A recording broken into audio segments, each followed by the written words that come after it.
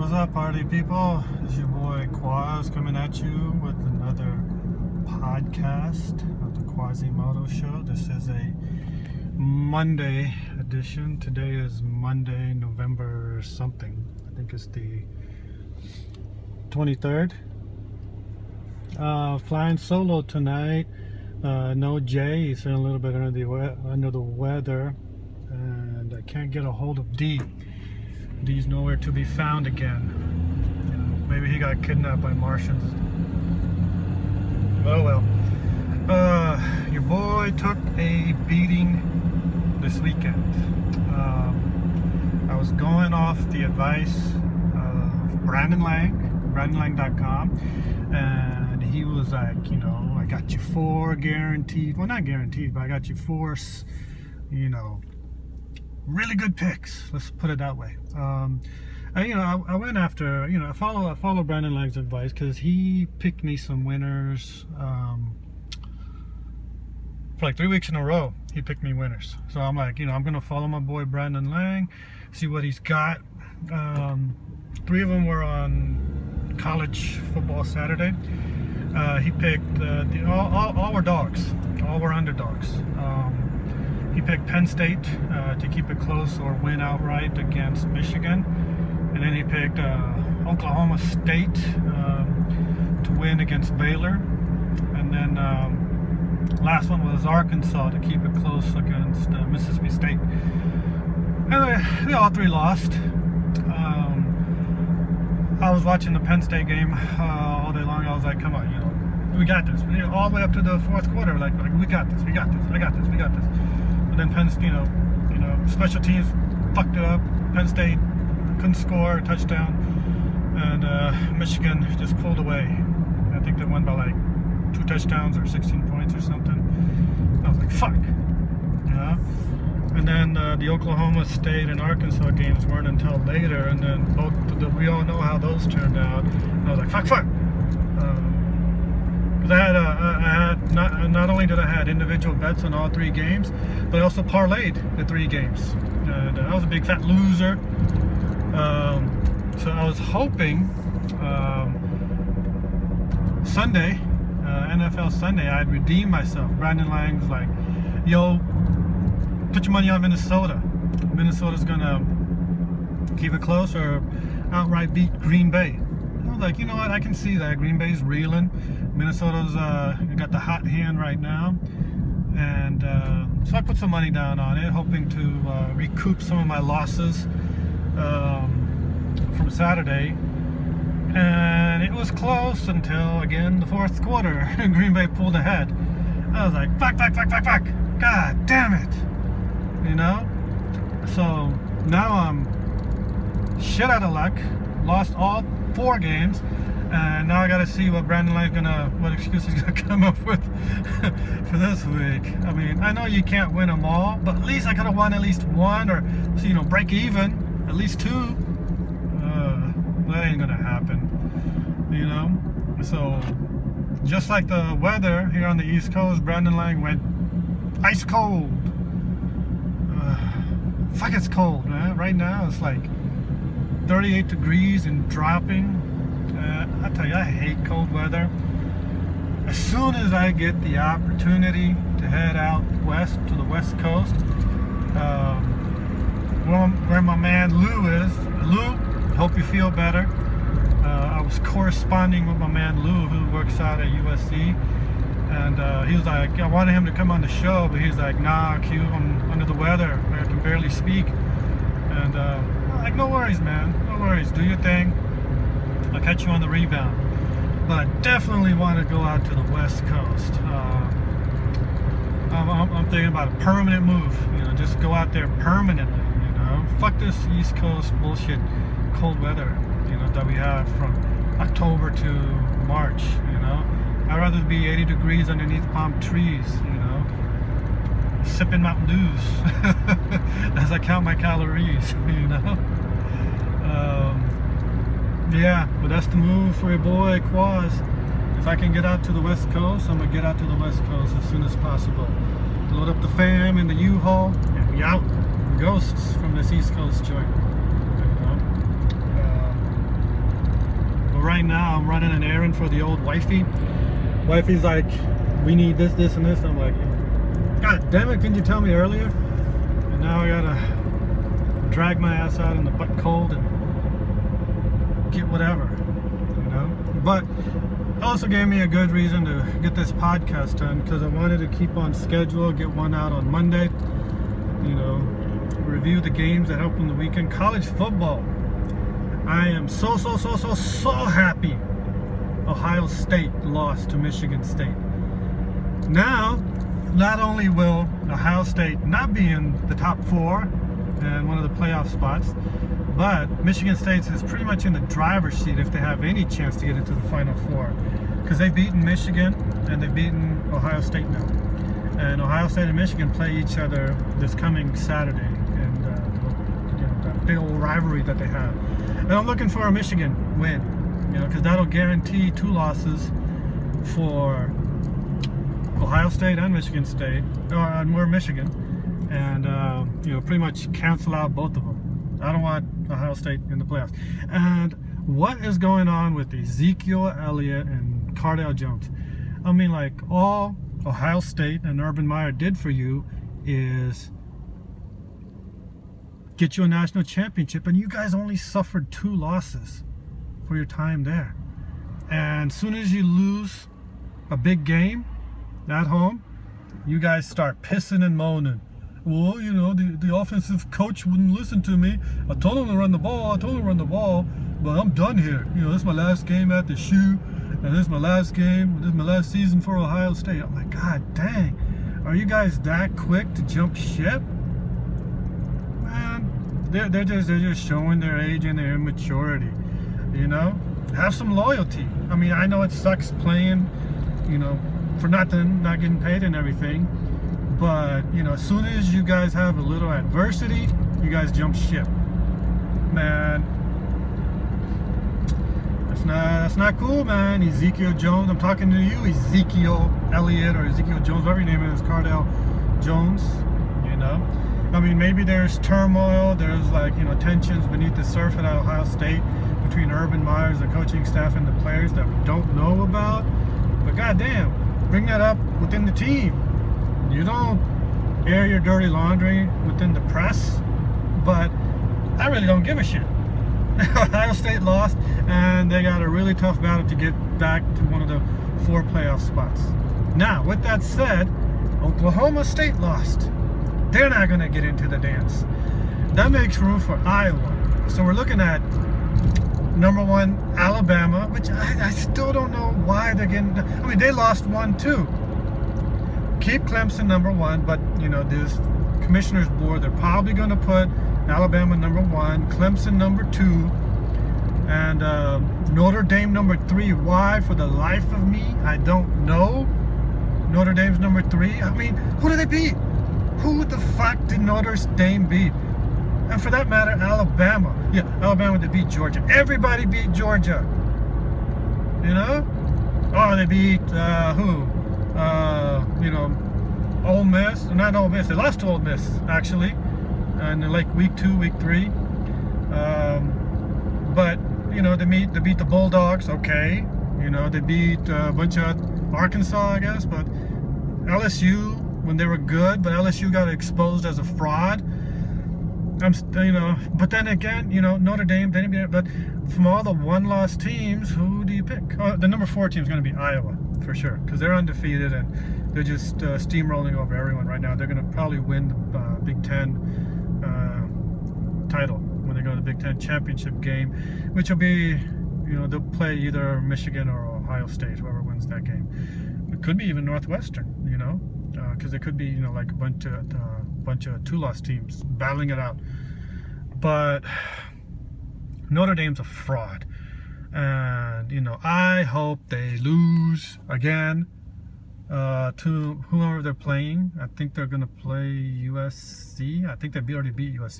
They're going to play someone. I mean, they beat who they beat this weekend. They beat Boston College. You know, Notre Dame hasn't beaten anybody, and they lost to Clemson. I think that's their saving grace. We lost to Clemson. We beat everyone else, but we lost to Clemson. You guys didn't beat anybody.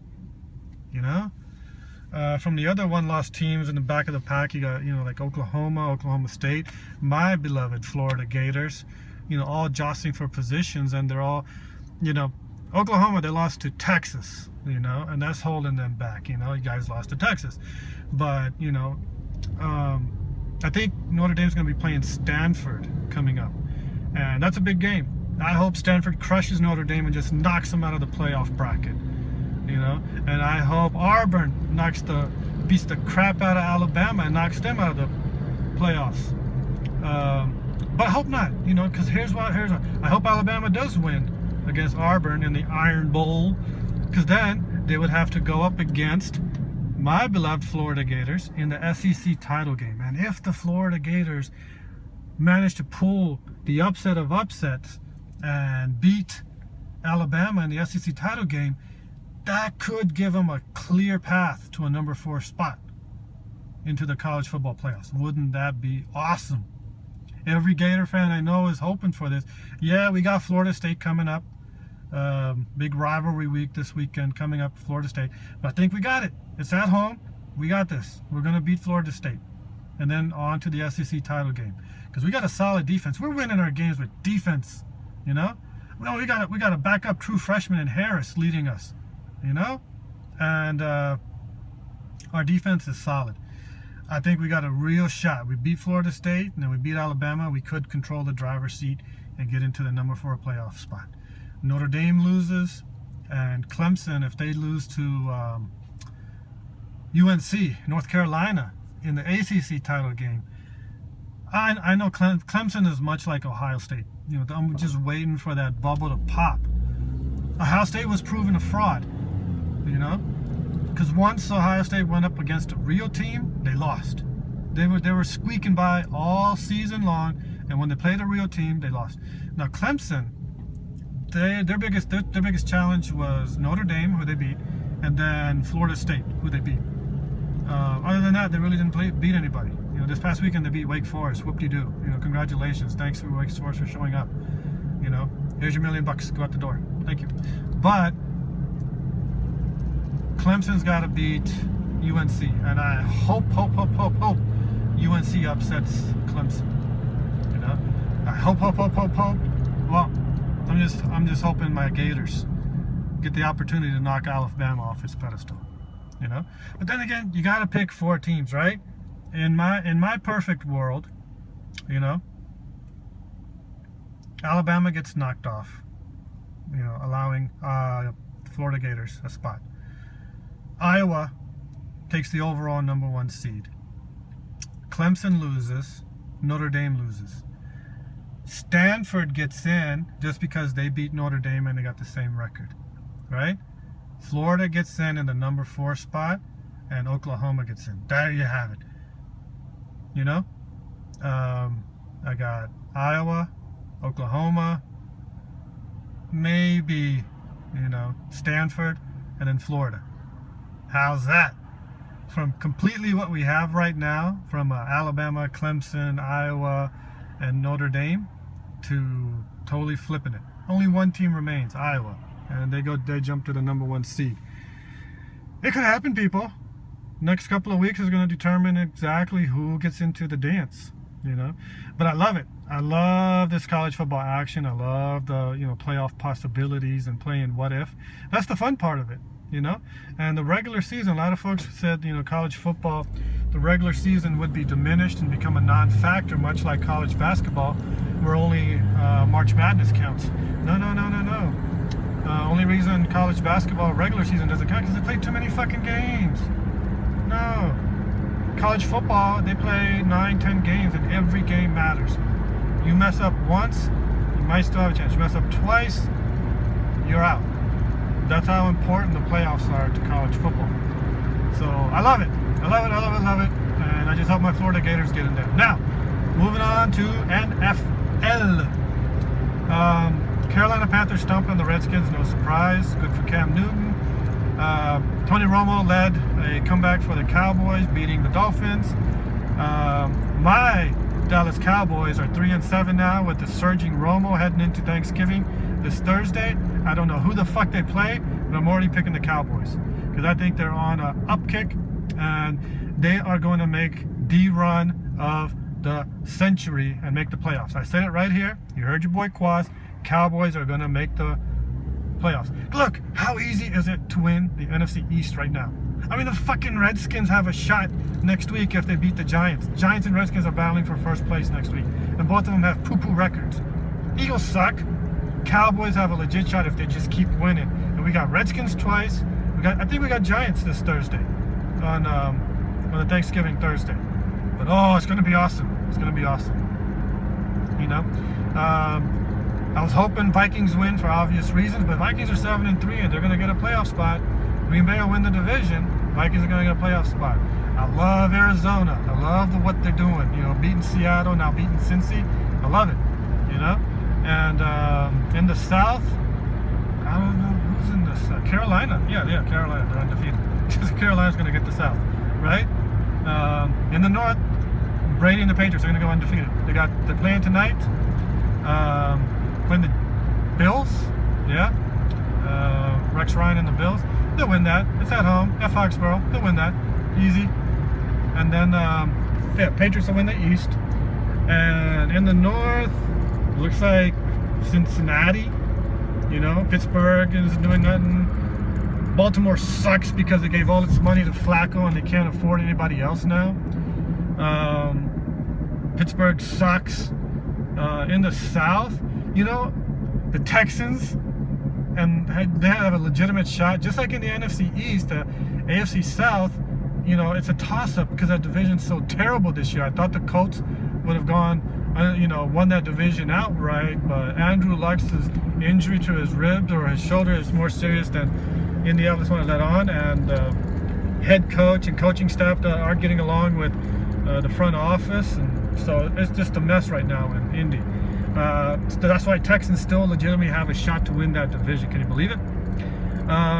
In the West, it looks like KC and Broncos. It's going to come down to KC and Broncos, with Broncos having the edge, or the tiebreaker. And Peyton Manning. Whoa, what has happened to Peyton Manning? My goodness. He might be done, folks. You know, I called it in the beginning of the season, and I said it last week. Don't be surprised if Peyton has a presser in the middle of the week and say, "Yo, I'm done. You know, can't do it no more." But his backup, some dude I haven't even heard of, came in, and reports are he played well and did good. So the Broncos just might go. Now the Broncos are saying, they're saying all about things. Yeah, we want Peyton back. We want him for another year. You know what? I'm gonna let you know a little secret, folks. NFL and most of college football and sports, for that matter, they lie. Organizations lie to players. Organizations lie to press. Organizations lie to each other. Peyton isn't coming back. Broncos are gonna go in another direction after the season. Whatever happens this season, it happens. In the off season, Peyton's done. Broncos are just gonna outright release him and go on a new path. They might draft someone. They might go with the dude they have right now, whose name I can't even recall for the life of me. But Peyton's not gonna be a Bronco next year, and I'll be surprised if he gets picked up on another team. You know, he might be an insurance policy for someone like Tampa Bay, Jameis Winston. He might go back to Indianapolis. You know, he might go to LA or the Raiders, Oakland Raiders. But he won't be back in the Broncos uniform, or he might just retire. Because when you're Peyton Manning, becoming a journeyman is not a good thing, man. You're Peyton fucking Manning. Have some fucking self-respect for yourself, Peyton, and just retire on top. Fuck. But those are my early playoff. No, it's not even early. Good playoff predictions right now, both for college and NFL. Yeah, I know NBA is in full swing, and so is college basketball, but I'm just not really paying any attention to it. I usually focus in on NBA and around, when they have that, when the NBA season kicks off in December 25th, right? But regardless, I watched this movie, and I had seen it before, and it was on HBO a couple times over the week. I think, in fact, it was on twice on Sunday. Field of Dreams with Kevin Costner. If you haven't seen that, people, Netflix, sit and chill and sit back and relax and watch one of the great movies. Oh, the final scene where Ray Kinsella meets his father on the baseball field. Yo, tearjerker. And I'm man enough to admit it. Yeah, that scene gets me every time. I get a little verklempt when Kevin Costner asks, "Hey, Dad, you want to have a catch?" You know, and I can relate to it more now since my father passed away 3 years ago. You know, I would give everything in the world just to have another moment with my father. You know, just to sit, talk to him, or just go on a drive with him again. So now that movie means that much more so to me. You know, before I used to think, that's going to be me and my son one day, but fuck, go watch Field of Dreams. Heck of a movie. I really don't care about the baseball aspect of it. You could have picked that scenario of a father reuniting with his passed away, or his father, reuniting with his son through whatever, meaning of life. It could have been football, it could have been swimming, it could have been hiking, it could have been making a movie, it could have been writing a book, it could have been whatever, but it was baseball, right? As the connection between father and son. And, that's a good scenario. But fucking love Kevin Costner. Ray Liotta, before he blew up with his role as Henry Hill in fucking Casino. And check out Wild 'N Out with Nick Cannon. If you guys haven't seen that show is funny as hell. I love the jokes, and I love the freestyle battle even more. They got a bunch of celebs on there. I kicked off the top of my head, Amari Stoudemire, Shaq, Kevin Hart, and I got 4 bars for Kevin Hart. Kevin Hart, just like Henry Hill from Goodfellas, said, "You're a funny guy, but I didn't think they can stack shit that high." That's it for me, boys and girls. I'm your boy Quaz, signing out. Listen to the podcast on YouTube. Keep your emails coming in.